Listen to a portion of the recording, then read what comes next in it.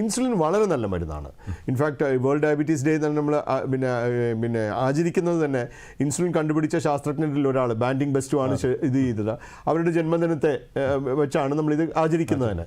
അപ്പോൾ ഇൻസുലിൻ വളരെ നല്ല മരുന്നാണ്. ഒരു നൂറ്റാണ്ടിലധികമായി നിലനിന്ന മരുന്നാണ്. 1921 കണ്ടുപിടിക്കുന്നത്. അപ്പോൾ അത് തന്നെ അതിൻ്റെ ഗുണം കാണിക്കുന്നു. പക്ഷെ അതിനർത്ഥം എല്ലാവരും ഇൻസുലിൻ എടുക്കണം എന്നല്ല. പിന്നെ ടൈപ്പ് 1 പ്രമേഹം, അതായത് ഉള്ളിൽ ഇൻസുലിൻ ഇല്ലാത്ത, പ്രത്യേകിച്ച് കുട്ടികളിൽ കണ്ടുവരുന്ന തരത്തിലുള്ള ഒരു ഡയബറ്റീസിൻ്റെ ചികിത്സ ഇൻസുലിൻ മാത്രമാണ്. അവർ ഇൻസുലിൻ തീർച്ചയായും എടുക്കേണ്ടതുണ്ട്.